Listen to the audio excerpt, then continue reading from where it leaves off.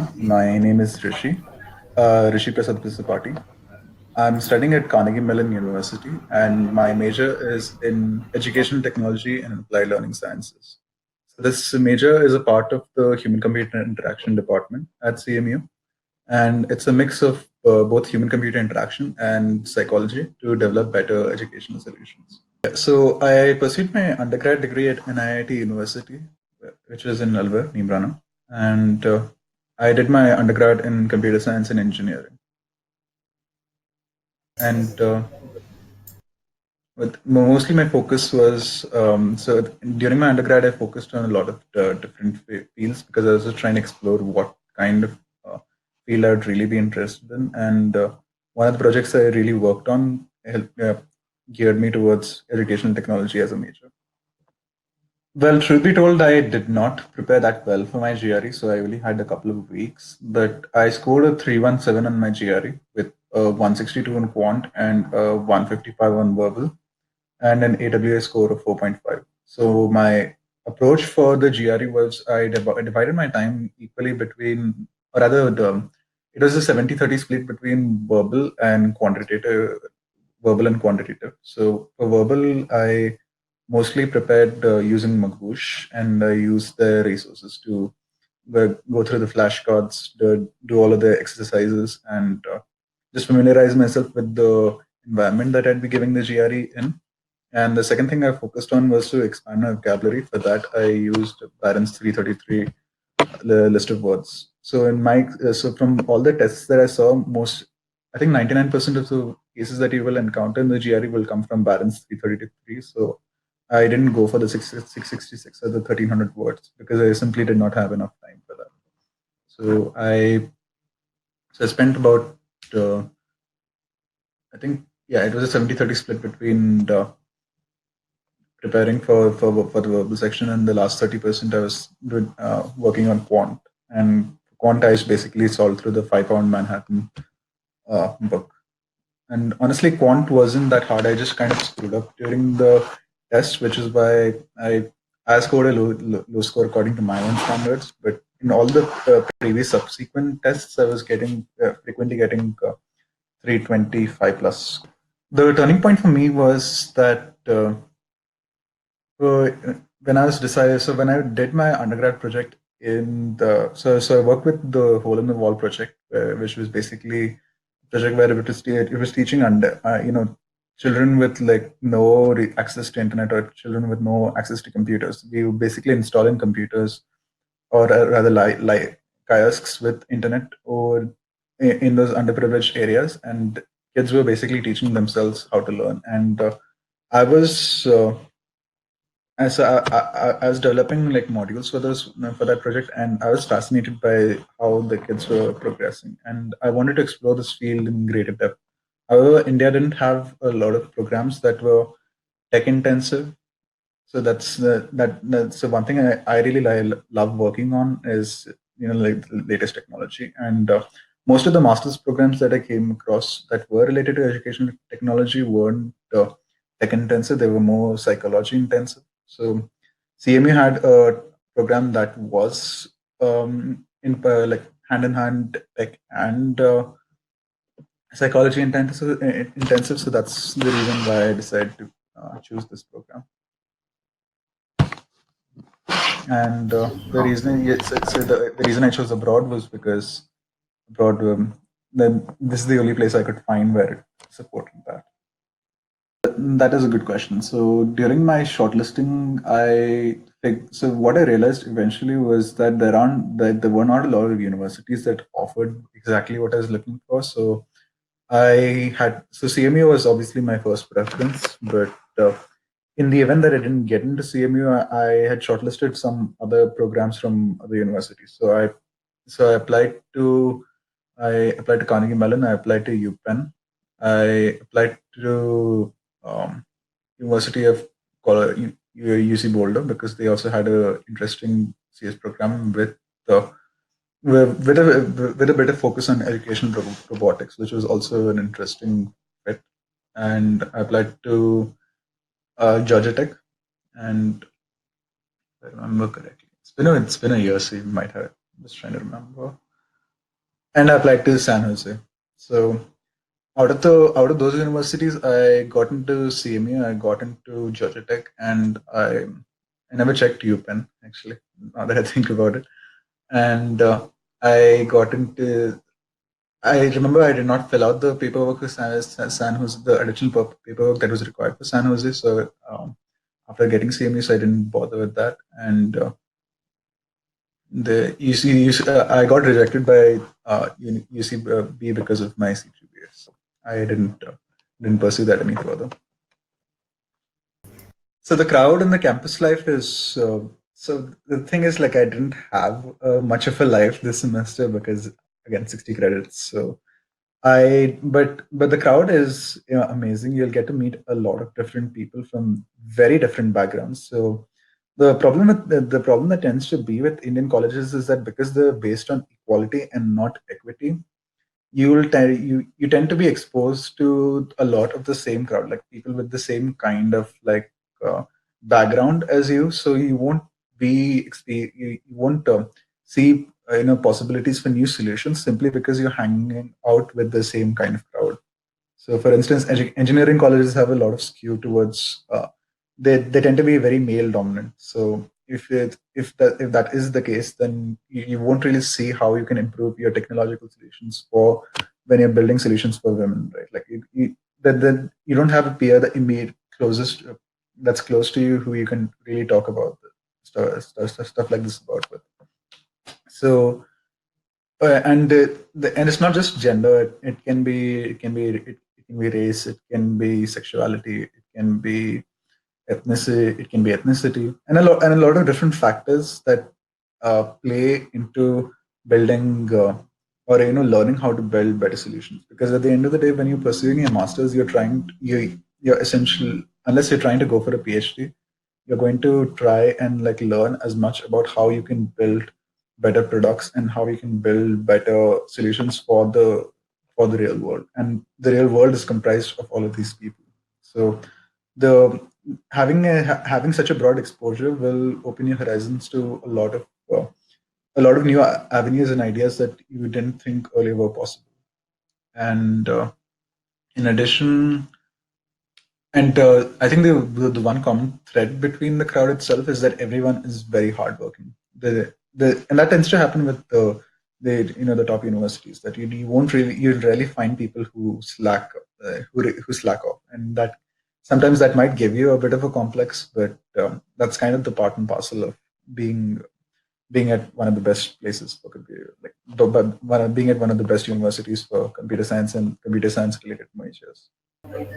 Okay, so with job opportunities, one thing to bear in mind is that the job opportunities that you will be looking for through education technology would primarily be companies, and your clients will basically be schools or any corporations that use educational resources, and that is a broad, in my opinion, that is a broad market that hasn't been that hasn't been explored yet. So in India, I think the one of the few edtech companies that I know properly of is Byju's, but the potential for that is really is very untapped in India. In America, there are a lot of companies who are now looking for educational designers, and they're looking for educational developers who understand how to properly design material that allows for better learning, because they're starting to see that devices are just becoming more and more ubiquitous, and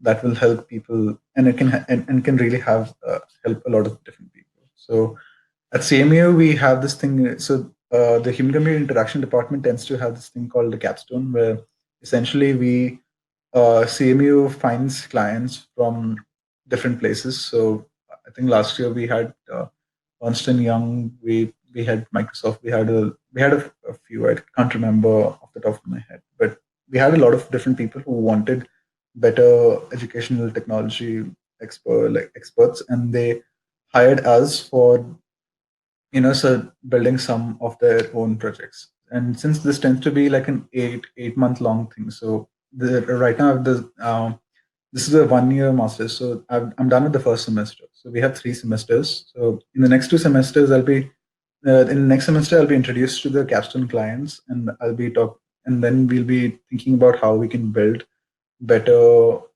how we can improve on the work that they have already done, and what changes might we recommend to them. And and then in the final semester, we'll just be fully devoted to working for the client at that point. And our professors describe it as an 8 month or 8 month long interview process. That's a good way to describe it, because essentially we have to conduct ourselves very professionally. We have to work with the clients, and at the end of that, then they either may choose to hire us or not. And I think about 75% of the cohort usually gets hired at least in this program. The other 25 tend to find jobs elsewhere. And so as far as I know, I don't think there's a single person I know from the metals program who's had trouble finding a job in the US. Then again, that tends to be the case with CMU, I guess. So the first thing I would recommend aspirants to do, and this will I'll recommend them to take as much time as they need to do this, but I want them to really figure out what is it that they want to do with their masters, and like what is it that they would want to do the masters in, and what is it that they're hoping to get out of it. Now, understandably, sometimes the domain focus changes when you come into a new university and explore new avenues. But if you don't go in with a clear plan of what major you want to pursue in your masters, you're going to have a very hard time, because you're going to be matched with a lot of passionate people who have all of this figured out. And in addition to all of the studies that you will have to do, you'll also have to figure out this one additional bit. So I would highly recommend you to work on that. When you're preparing for your GRE, I would recommend you to spend, if you're, what I'd recommend you to do is identify your weak points. So this is what I did during my 2 weeks was I listed every time I made a mistake, I took a note of the mistake and what was and how did I and what led to that mistake. And essentially, so that self reflection will kind of help you, improve yourself when you're giving more and more tests. So that's the second thing when you're giving your GRE. TOEFL was not really that hard. TOEFL was like I prepared for like a day and got like 108 on that. So but TOEFL won't be that difficult. So I wouldn't stress so much on it. As long as you meet the minimum criterion that the university sets, that should be fine. It's seen more of as a cutoff test. Now, with statements of purpose, what I would recommend you to do would be to research the. First of all, if you have access to a person who does do this kind of work, I'd recommend you to really, talk with them at length about how many applications they process through, what is it that they focus on, how do they read through it, and what stands out for them. Essentially,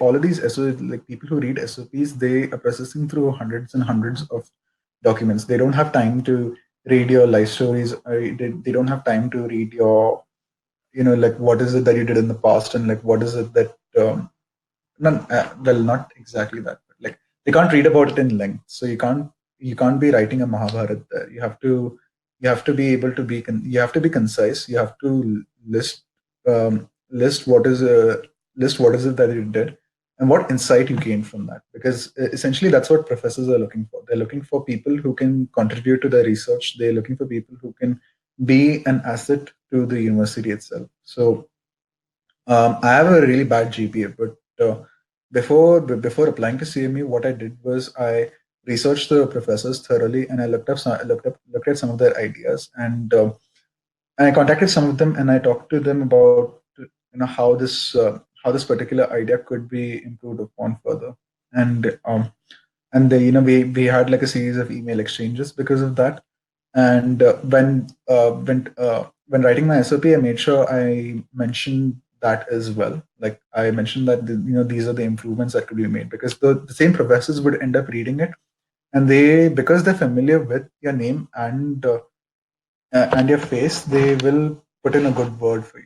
So if you think you have the time and you have the capability to do that, I would highly recommend you to do that.